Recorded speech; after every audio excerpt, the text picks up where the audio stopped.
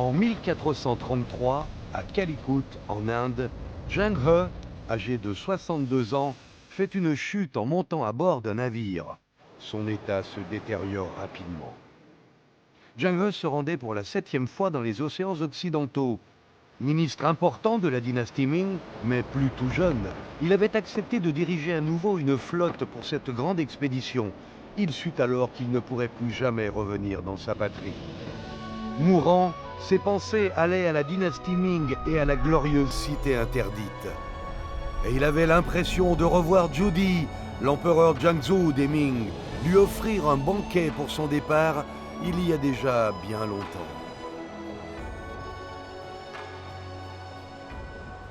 Ne plus pouvoir retourner dans son pays fut le grand regret de Zheng He. Mais perdre la vie pendant son voyage semblait être le destin du navigateur. Cette fois-ci, avant son départ, Zheng He avait ordonné la fonte d'une grande cloche afin de prier pour le bon déroulement de l'expédition. Aujourd'hui, cette cloche en bronze au motif d'un double dragon est exposée au Musée national de Chine, à quelques centaines de mètres du musée du Palais impérial. 600 ans plus tard, elle fait face au public depuis la fenêtre du site. L'homme qui la commanda a disparu, mais la cloche est toujours là, nous rappelant le rêve bleu marine de ses illustres aïeux.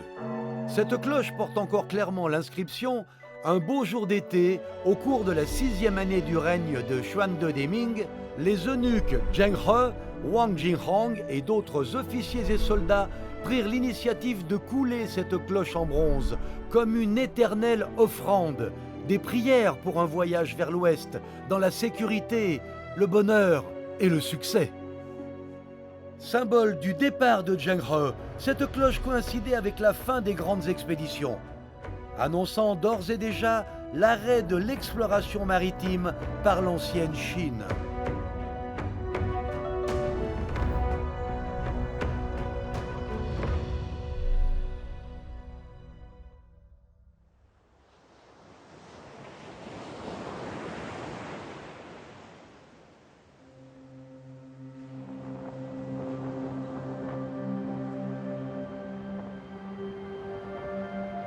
Situé sur la rive sud de l'estuaire du fleuve Yangtze, le port de Taicang couvre un littoral de 38,8 km de long et un chenal en eau profonde de 12,5 mètres, ce qui en fait un rare et excellent port naturel.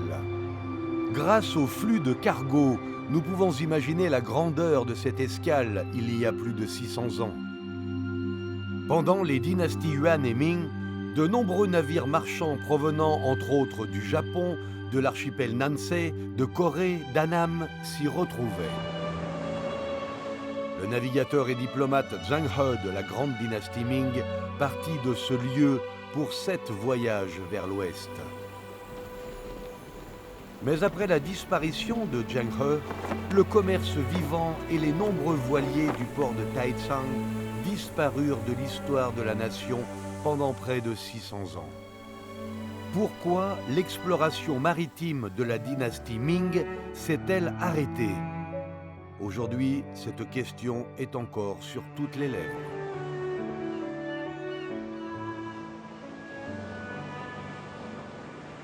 在明朝的时候，那航海的主要动力就是风力，因此呢，郑和团队出航一般都是在10月到第2年的正月，那么利用一个东北季风和西南季风，那么利用于海洋的一个洋流的有利条件，来缩短航行的一个时间。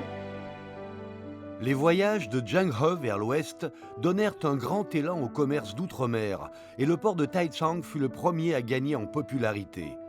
Les produits étrangers et rares, comme l'ivoire, les pierres précieuses et les épices, apportés par les émissaires de différents pays pour le marché local, furent tous témoins de la prospérité du commerce extérieur à l'époque de Zheng He et de la glorieuse dynastie Ming.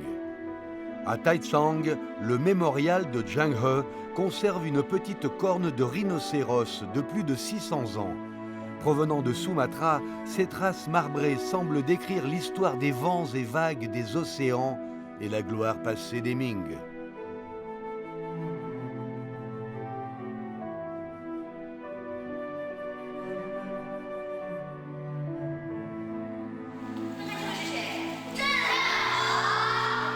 Célèbre navigateur de la dynastie Ming, Zheng He effectua 7 grands voyages dans le but de s'harmoniser avec diverses nations. Cependant, pour l'économie des Ming, peu importe la rareté des produits, cela n'apportait pas d'intérêt pratique. Et ce fut encore plus difficile de compenser les énormes pertes financières requises par les grands voyages.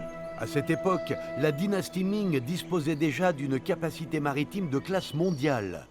Néanmoins, elle y renonça plus tard à cause de ses valeurs traditionnelles et d'un esprit étroit. La fin des voyages de Zheng He vers l'Occident a donc conduit aux désastres et obstacles rencontrés par la Chine au cours des 500 années suivantes, et venant principalement de la mer. La flotte de Zheng He rentra en Chine pour la dernière fois en juillet 1433. Dans le pavillon de la pureté céleste de la cité interdite, admirant les trésors provenant de plusieurs pays, Zhu Jianji, l'empereur Xuande, déplora la mort de Zheng He. À cette époque, la dynastie Ming, du moins d'après les archives historiques officielles, ne connut aucune crise. Pendant la période Xuande, la situation politique paraissait claire et brillante et le peuple semblait vivre dans la paix et la prospérité. Cependant, en regardant bien au-delà de la cité interdite, dans la vallée au nord de Beijing appelée Guangzhou, on doit porter un jugement différent. Au nord-ouest de Beijing, une autoroute s'est naturellement formée, nommée Guangzhou de 20 km. Elle part de la passe de Juyong au nord, de Beijing au sud et communique avec le nord du Hebei, le Chahar, le nord du Shanxi et la Mongolie. Ce fut toujours un passage important pour les nomades rejoignant le nord de la Chine.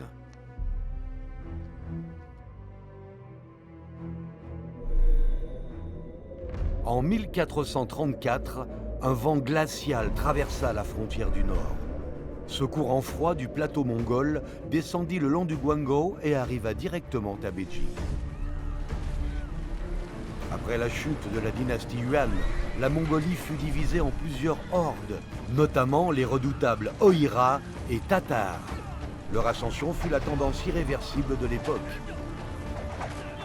En septembre 1434, les Oïrats vainquirent les Tatars lors de la bataille du mont Mouna et décapitèrent le chef tatar Aroutai, devenant ainsi le régime mongol le plus puissant après la dynastie Yuan.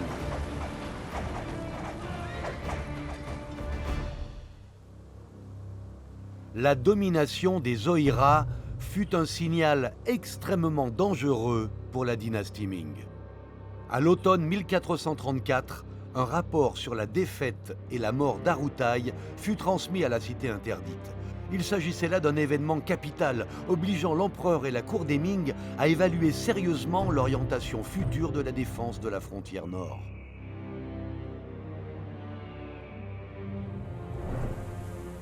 Cette peinture de la cour, Les divertissements de Zhu Jianji, décrit le temps libre de l'empereur Xuande. Portant des habits ordinaires et un chapeau à bord, il assiste à du sport dans le jardin impérial, comme le tir à l'arc, le Shiwan, sport de la Chine antique similaire au golf, le Tohu, activité où les gens lançaient à tour de rôle des flèches dans une cruche, le polo et le Suju, jeu de balle ressemblant au football. Ces scènes se devaient d'être grandioses.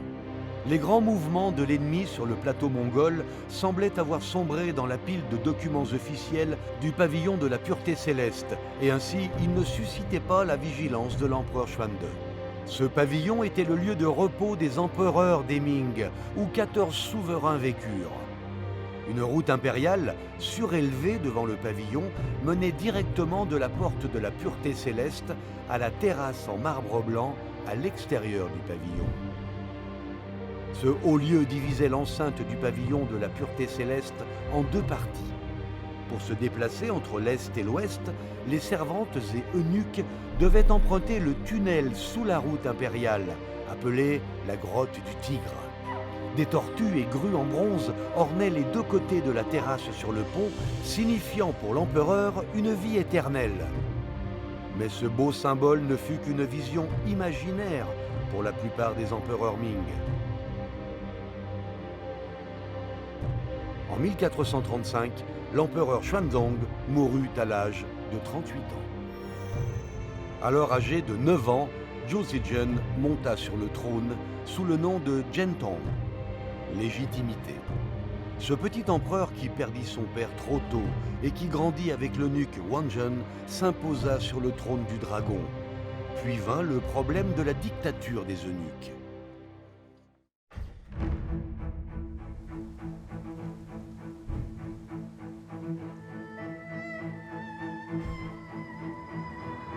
Après avoir pris le pouvoir, Zhou Zizhen commença son programme politique depuis Beijing.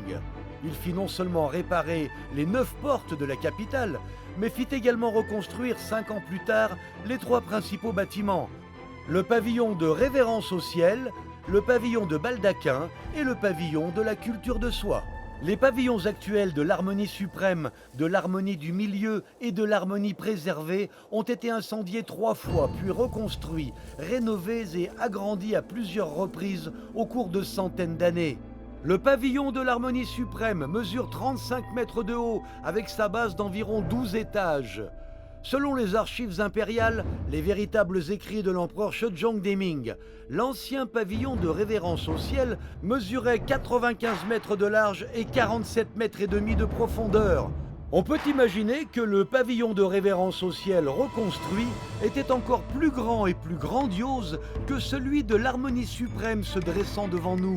La nouvelle apparence des pavillons marqua le démarrage d'une autre ère du pouvoir. En 1441, lorsque Zhou Zizhen, l'empereur Zhentong âgé de 14 ans, se tenait devant le magnifique pavillon de révérence au ciel, il était sans doute rempli de fierté, mais ce plus jeune souverain, depuis l'établissement de la dynastie Ming, semblait avoir aucune notion du mot « pouvoir ».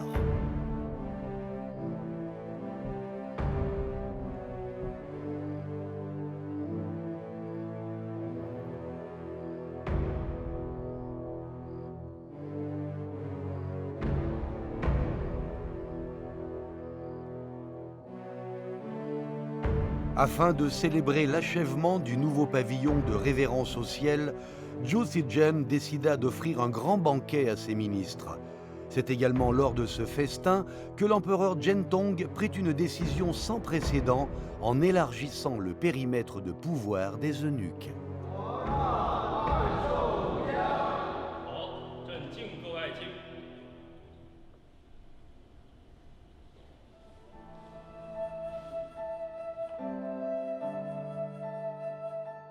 Au début de ce grand repas, on ne vit pas l'eunuque Wang Zhen. Selon les règles de la cour impériale de la dynastie Ming, seuls les princes et hauts fonctionnaires de la cour extérieure étaient autorisés à accéder au palais par l'entrée principale, Donghuamen, porte des splendeurs de l'Est, afin d'assister aux festivités données par l'empereur. Les eunuques de la cour intérieure n'étaient pas invités. Quant au banquet impérial pour célébrer l'achèvement des 3 pavillons, l'empereur Zhentong invita Wang Zhen et ordonna l'ouverture de la porte centrale de l'Est, permettant ainsi à l'eunuque d'accéder au palais pour assister au gala. Dès l'arrivée de Wang Zhen, tous les courtisans de la cour présents se prosternèrent autour de lui pour le saluer. À partir de ce moment, Wang Zhen ne fut plus un simple serviteur royal, il se vit accorder la même voie politique que les hauts fonctionnaires de la cour extérieure, ce qui marqua le premier pas vers la dictature des eunuques sous les Ming.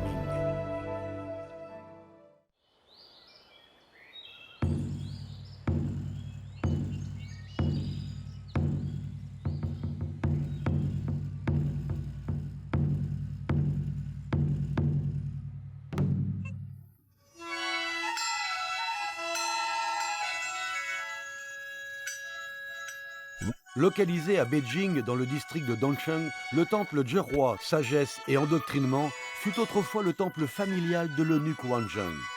Aujourd'hui, on y assiste encore à des représentations de musique originale provenant de la cour des dynasties Tang et Song, depuis son introduction en 1446 à la cour impériale des Ming au temple Zherua, transmise au fil du temps selon la méthode « la bouche transmet, le cœur enseigne ». Le fait de permettre au temple Zherua de jouer de la musique de cour montre bien le traitement de faveur appliqué à l'eunuque Wang Zhen.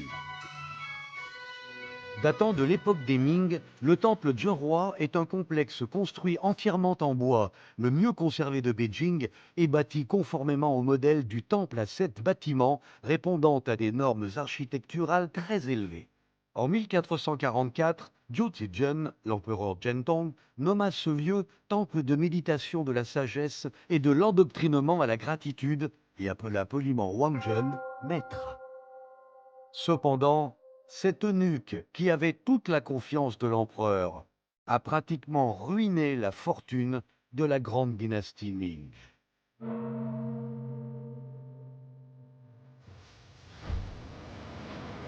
En juillet 1449, Liu Xian, commandant en chef des Huayra et fils de Tuo Huan, mena ses troupes sur 4 routes pour envahir la dynastie Ming sous prétexte de récompenses insuffisantes offertes par les Ming et de la baisse du prix des chevaux.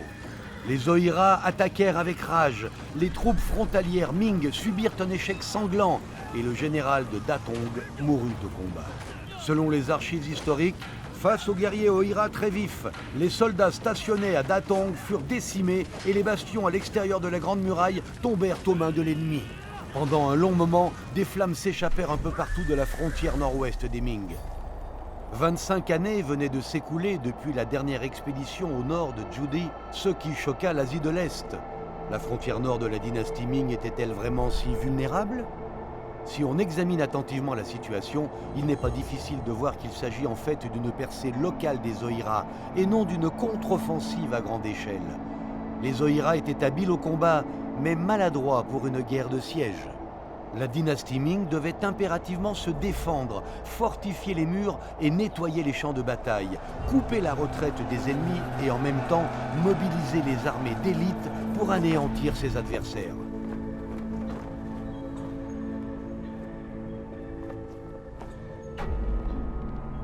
Mais à la cour impériale des Ming, ce ne fut pas l'expert de la guerre qui eut en charge les affaires militaires, mais le grand eunuque Wangzhen. Suivant le conseil de Wangzhen, le jeune et vigoureux Zhou Zizhen décida de suivre l'exemple du défunt empereur et de partir lui-même en expédition pour montrer son héroïsme. Cela ressembla plutôt à un banal voyage, sans aucune préparation d'une stratégie de base avant le départ. Des troupes furent envoyées à la hâte et la défaite devant l'ennemi fut expéditive. La vaine expédition de l'armée Ming se transforma en un véritable fiasco militaire.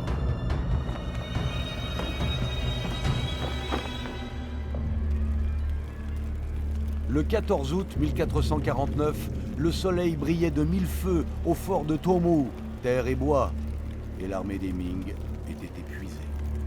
兵部尚书旷野建议大军进入居庸关，以保皇上安全。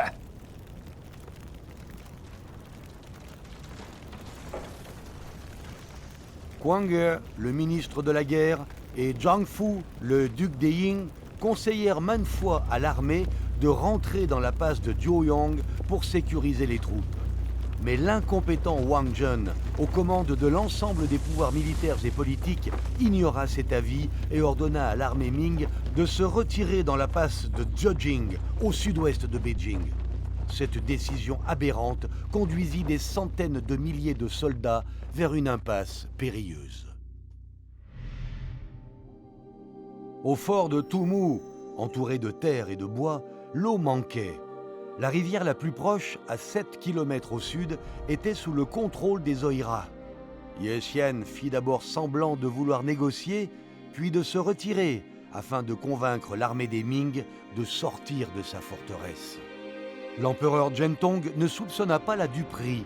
Wang Zhen ordonna de déplacer le camp vers la source d'eau et l'escadron se précipita en direction de la rivière. Quittant sa position fortifiée, la troupe en mouvement fut très vulnérable. Les officiers et soldats affamés se ruèrent vers la rivière, oubliant complètement leur formation de combat. C'est là que l'armée des Oïra leur tendit une embuscade et lança une grande attaque. L'armée des Ming était une nouvelle fois vaincue. Selon les notes d'un ministre s'étant enfui vers Beijing, les Ming comptaient plus de 200 000 soldats et un tiers d'entre eux furent tués au combat.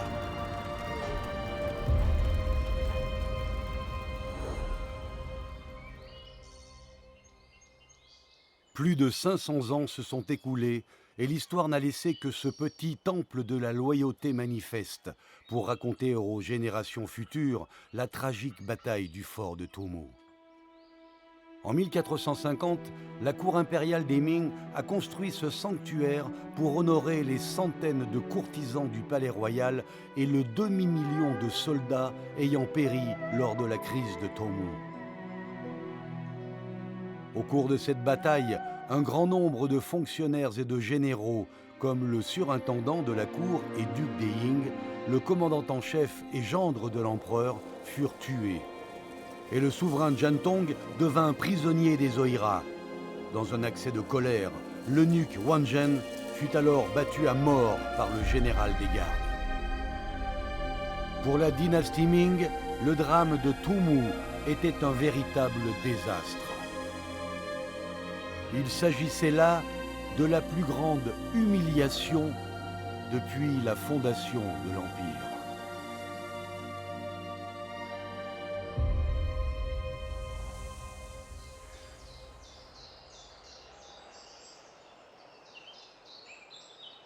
En 1949, des archéologues ont découvert dans le pavillon du Phénix de la cité interdite de Shenyang la carte des 9 villes de garnison frontalières, encadrée sur un paravent.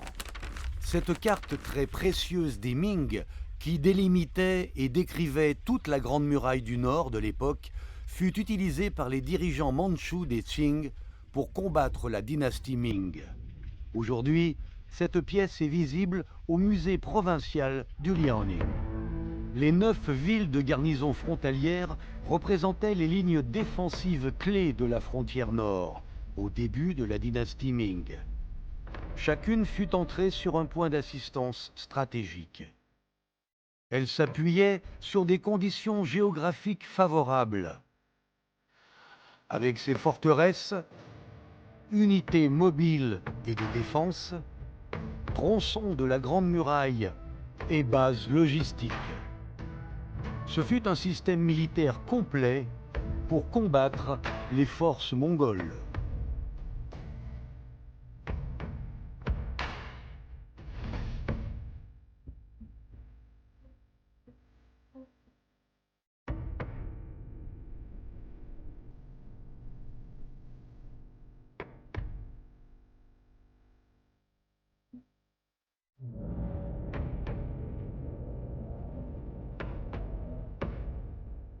Au cours du règne de l'empereur Jiantong, ces 9 villes furent constamment renforcées. Et bien qu'à cette époque la force des Oïrats mongols se soit considérablement développée, ils n'ont pu percer que quelques passes qui ne pouvaient être pleinement défendues. Mais si le cœur de la dynastie allait mal, à quoi pouvait bien servir la robuste armure d'un soldat ? La nouvelle de la défaite de Tumu terrifia le gouvernement et le peuple de Beijing. De hauts fonctionnaires de la capitale s'enfuirent alors vers le sud avec leurs familles. L'empereur capturé, un grand vide du pouvoir se faisait sentir au sein du pavillon de la pureté céleste, alors qu'un ennemi puissant menaçait d'attaquer à tout moment. À l'intérieur et hors de la cité interdite, le ciel de Beijing s'assombrissait. Se battre, se défendre ou partir, un mauvais choix pouvait ruiner la dynastie Ming. C'est à ce moment si critique qu'un héros sauva la dynastie Ming et entra dans l'histoire. Cette œuvre calligraphique, d'un style unique, a été élaborée pendant la période Jiantong, sous les Ming. Son auteur est Yu Qian, âgé d'une quarantaine d'années, alors gouverneur et qui fut promu ministre adjoint de la guerre. À cette époque, il ne s'attendait pas à ce que la cour rencontre un si grand malheur en seulement 10 ans. Et il devait à tout prix sauver la dynastie Ming.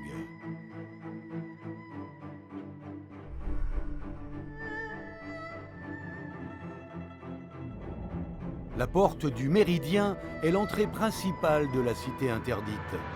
Sa structure architecturale en forme concave et son tracé progressif soulignent la solennité de l'architecture royale. Sous la dynastie Ming, quand un ministre offensait l'autorité du dragon. Il était attaché côté est de la route impériale devant la porte du Méridien pour subir la punition de la canne. Après le terrible revers du fort de Tomo, les ministres excédés ont battu à mort les fidèles de Wangen devant la porte du Méridien, un événement reconnu comme le drame sanglant de la porte du Méridien. Le 18 août 1449, l'impératrice douairière ordonna à Zhu Ziyu, le demi-frère de l'empereur Injong, de superviser le pays. La capture de l'empereur Zhentong était devenue une monnaie d'échange entre les mains de Ye Xian. Afin d'éviter tout chantage politique venant de Ye Xian, Yu Xian proposa que la société soit la plus importante et ensuite le monarque.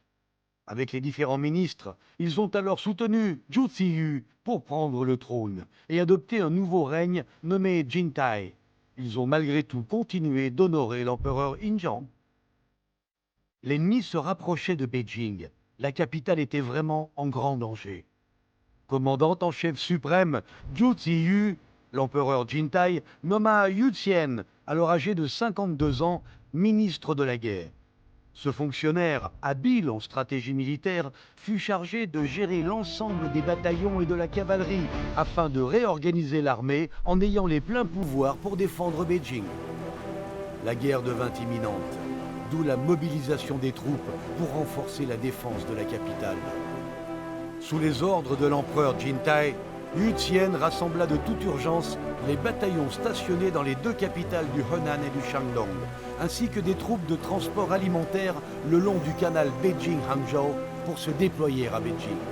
Rapidement, les forces militaires de Beijing passèrent de quelques dizaines de milliers à plus de 220 000 soldats, d'où un avantage certain. Yu Xian envoya également des hommes dans la région du fort de Tumu pour récupérer les équipements perdus lors de la défaite de l'armée Ming au mois d'août. D'après les archives historiques, plus de 9000 casques, 5000 pièces d'armure, 11 000 mousquets, 20 000 canons, 440 000 flèches et 800 pièces d'artillerie furent rapportées. Ainsi, très vite, l'armement de l'armée Ming s'améliora considérablement. De l'attente des négociations au passage à l'offensive, 55 jours s'étaient écoulés. Yu Xian ne perdait pas une seule journée.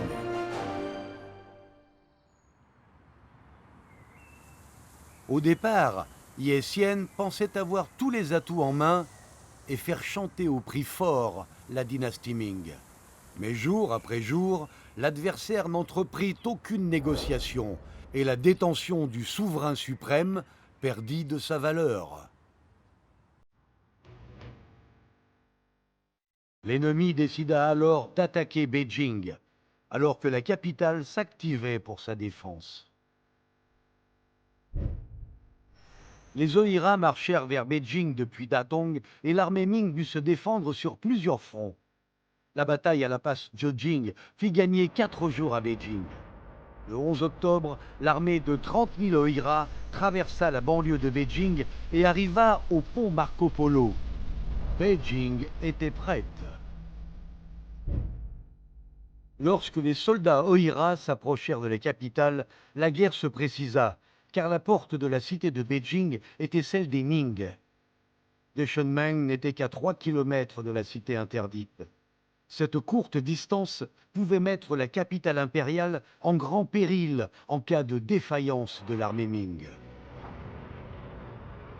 Le 13 octobre 1449, la ville de Beijing était violemment frappée par le vent et la pluie quand l'armée des Oïrats prit d'assaut la porte de la victoire dans la tempête.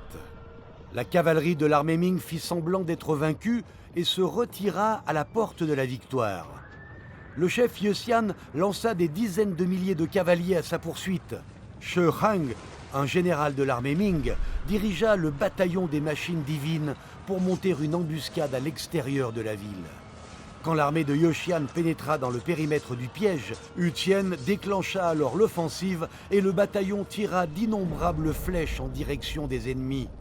2 jours plus tard, Ye Xian abandonna le siège de la capitale et son armée commença à battre en retraite tout en combattant jusqu'à l'extérieur de la passe. Tout danger dans la cité de Beijing était écarté. Les batailles de la forteresse de Tumu et de la défense de Beijing ont duré plus de 2 mois, déstabilisant non seulement la capitale avec la cité interdite en son cœur, mais aussi la dynastie Ming et les États voisins qui ont profondément ressenti cette menace tandis que la fortune du pays s'effondrait.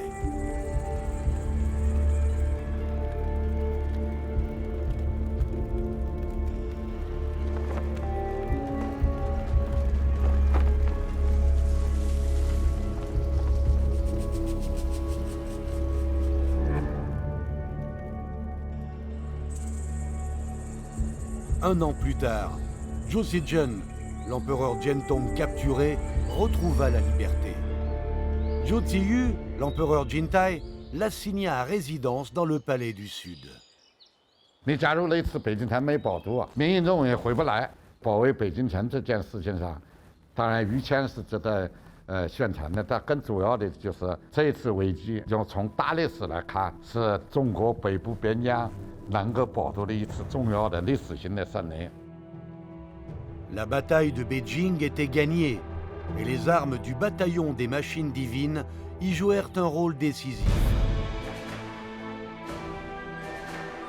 Les armes à feu de l'époque des Ming étaient bien développées et Zhou Yuanzhang les avait déjà utilisées en grande quantité pendant la guerre à la fin du règne de la dynastie Yuan.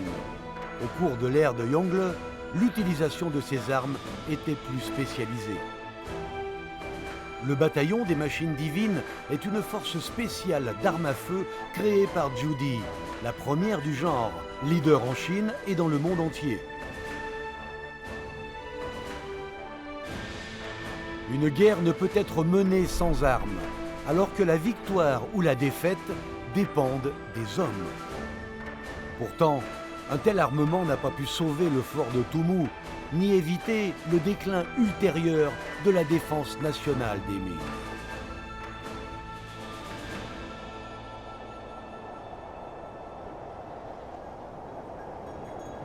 Située dans la province du Gansu, l'ancienne cité de Yongtai, datant de l'ère de Ming, est la seule forteresse militaire existante à ce jour.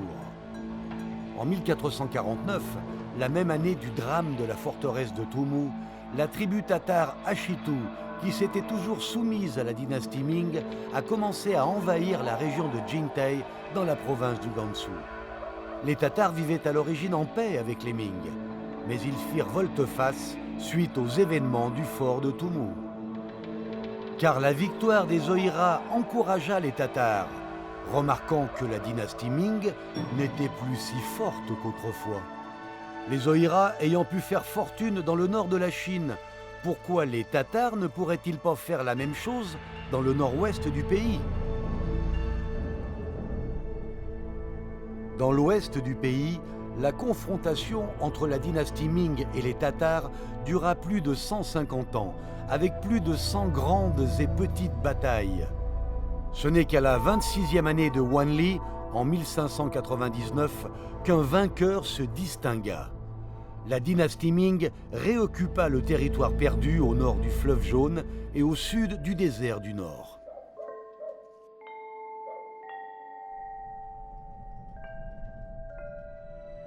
En 1606, 33e année de Wanli, le gouverneur du Gansu suggéra à la cour de construire 3 nouvelles forteresses entre le chef-lieu et le fort de l'eau Rouge, à côté de la nouvelle garnison aux montagnes des Pins, dont la plus importante fut appelée Cité de Yongtai, ou la ville de paix éternelle.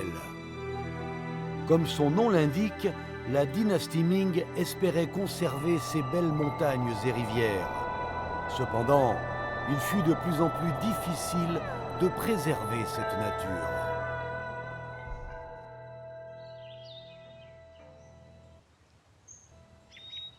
La crise du fort de Tumu et la bataille de Beijing transformèrent les environs de la ville en une terre brûlée et la région voisine de Liaodong fut également durement touchée. Mais l'image de la dynastie Ming subit des dommages bien plus graves que les dégâts et ruines visibles à l'œil nu.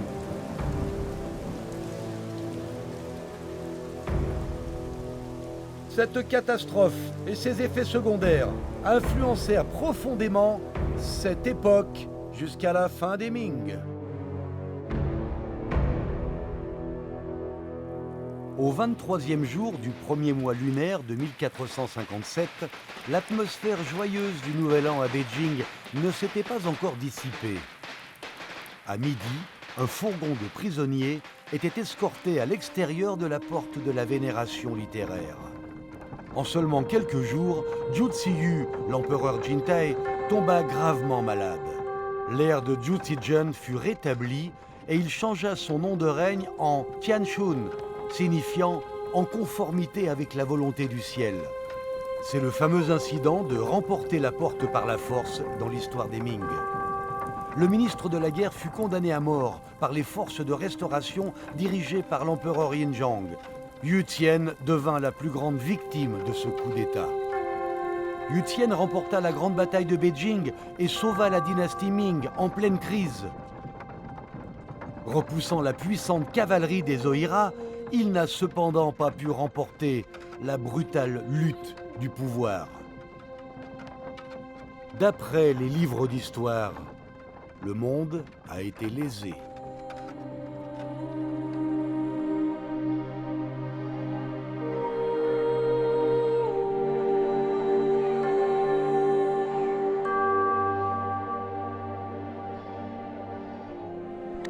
Il s'agit là d'une comptine que l'on entendait dans le pays quand le prince Zhu Ziyu monta sur le trône.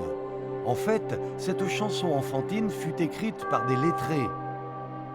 Les caractères homophones de la comptine signifiaient que même si le jeune frère détenait actuellement le trône, au retour de l'empereur, il faudrait lui rendre sa place. 9 ans plus tard, cette prédiction est devenue réalité.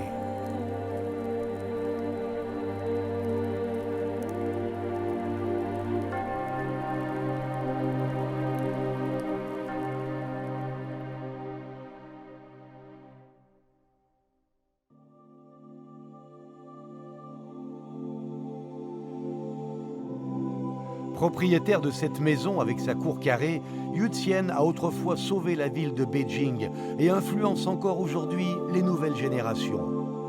Il fut surtout connu pour son poème « Récit sur la chaux », un célèbre chef-d'œuvre qu'il composa à l'âge de 12 ans.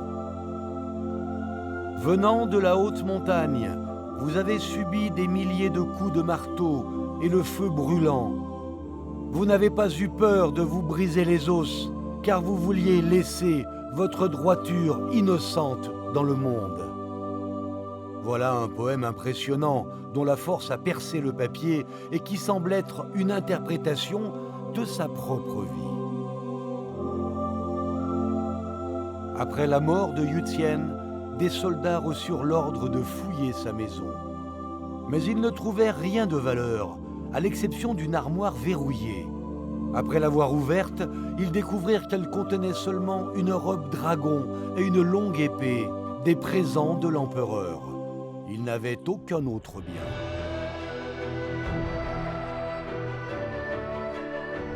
Au moment où la nation était en danger, Yu Tien inversa la tendance, évita une nouvelle scission du pays, comme ce fut le cas entre les deux dynasties des Song, et sauva la moitié du territoire des Ming. Grâce à sa persévérance dans le combat, la grande dynastie des Ming a encore pu régner sur le pays pendant près de 200 ans. C'est regrettable de voir ce héros trahi par le pouvoir impérial, mais l'histoire retiendra son nom.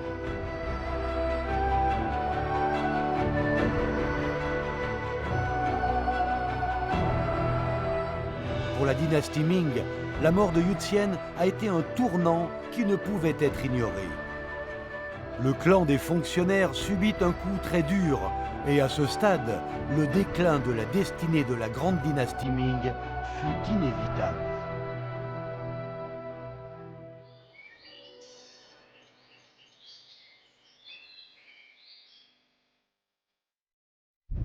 Conservée au musée du Palais impérial, la cohésion et bonhomie est une peinture de Zhu Jianshen, le fils aîné de Zhu Tijian. Au premier coup d'œil, c'est un Maitreya souriant, assis les jambes croisées. En regardant de plus près, on voit un vieil homme avec une couronne taoïste, à droite un érudit confucéen avec un foulard carré, et au milieu un moine bouddhiste. L'image emprunte l'allusion de Sourire de 3 personnes dans la vallée du Tigre, qui vise à unir 3 personnes en une seule pour former une cohésion harmonieuse.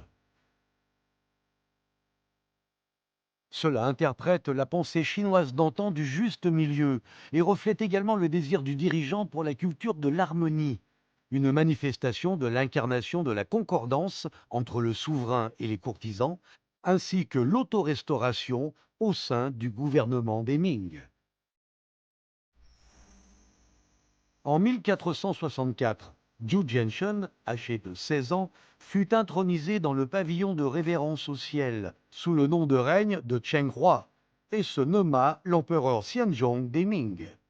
Après être de nouveau monté sur le trône, le prince héritier déchu réhabilita Yu Xian et d'autres héros, espérant que tout le monde resterait en paix et en harmonie les uns avec les autres, et voir l'empire des Ming vivre dans une stabilité à long terme.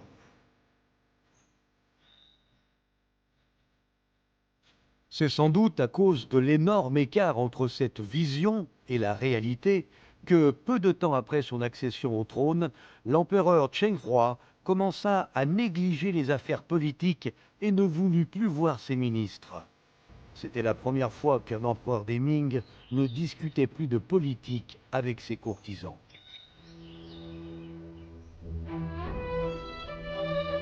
La cité interdite est délimitée par la porte de la pureté céleste en 2 zones, avec la cour extérieure au sud et la cour intérieure au nord. Les 6 pavillons de l'Est et les 6 pavillons de l'Ouest de la cour arrière sont le lieu où vivaient les concubines, dont le plus important, le pavillon de la faveur céleste, appelé autrefois le pavillon de la tranquillité éternelle, était la résidence de la favorite de l'empereur. Aujourd'hui, difficile de vérifier si la concubine Wan, la préférée de Zhu Jianshen, y vivait ou résidait au pavillon de la paix et du bonheur, un autre lieu enregistré dans les livres d'histoire, mais introuvable actuellement. En résumé, durant les 23 années de l'ère de Zhu Jianshen, il passa la majeure partie de son temps dans le palais, s'adonnant à sa création artistique personnelle. Comme symbole du pouvoir impérial de l'État, la cité interdite est alors devenue un manoir majestueux dans la ville de Beijing.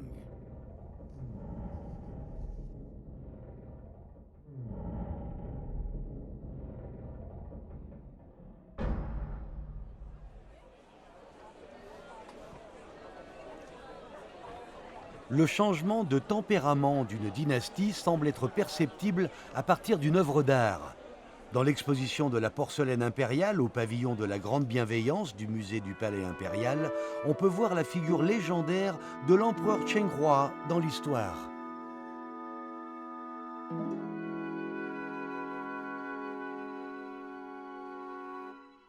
Zhu Jianshen, l'empereur Chenghua, aimait depuis son enfance la calligraphie, la peinture et les antiquités, en particulier la porcelaine. La technique d'Utsei, couleurs opposées, utilisée dans la porcelaine, fut inventée par lui-même. La porcelaine à cette époque n'avait plus le style exubérant des périodes Yongle et Xuande, mais représentait plutôt de petits objets gracieux. Et un dicton dans l'histoire de la porcelaine chinoise raconte « Il n'y a pas de grands ustensiles au cours du règne de Chenghua ». Par la suite, des experts ont émis l'hypothèse que cela fut indissociable du caractère de l'empereur Chenghua. Lorsque l'empereur Chenghua s'amusait dans la cité interdite, avec ses œuvres d'art raffinées, il pensait peut-être parfois aux ambitions de ses ancêtres et aussi à Zheng He. Selon les archives historiques, un jour, l'empereur Chenghua publia soudainement un édit ordonnant au ministère de la Guerre de rechercher un livre intitulé « La mission de Zheng He en mer ». Ce document contient un grand nombre d'enregistrements originaux sur les voyages de Zheng He vers l'ouest, y compris des édits de l'empereur, l'établissement de la flotte, les listes d'équipage, les journaux de bord, les comptes financiers. Après 3 jours de recherche, les fonctionnaires du ministère de la Guerre ont finalement été informés par l'assistant du ministre chargé des Transports que l'ensemble des écrits concernant Zheng He avaient été détruits. Aujourd'hui, nous pouvons imaginer la gloire des voyages de Zheng He vers l'ouest grâce à l'ouvrage Traité militaire, compilé par Mao Yuanyi à la fin de la période des Ming. Le livre « La mission de Zheng He en mer » a-t-il vraiment été détruit ? Cela reste encore un mystère à ce jour. Ce manuscrit d'une valeur inestimable a disparu de l'histoire et sa localisation est toujours inconnue.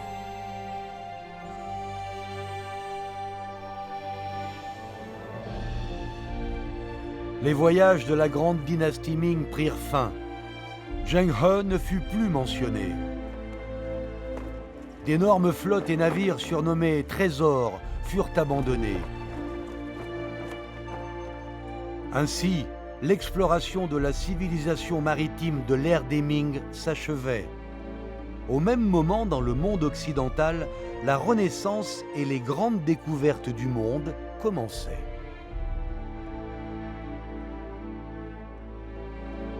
Du dernier voyage de Zheng He vers l'ouest en 1430 à la mort de l'empereur Cheng-Hua en 1487, les 4 périodes Xuande, Zhentong, Jintei et Tianshun se sont écoulées. En seulement 60 ans, la dynastie Ming a subi d'incessants changements et chacun d'eux modifia directement l'économie, le pouvoir et le territoire du pays. Ayant connu des tournants majeurs durant ces 60 années, la dynastie Ming perdit toute ambition et prévoyance, et l'équilibre de l'histoire bascula également de manière irréversible tout au long de cette époque.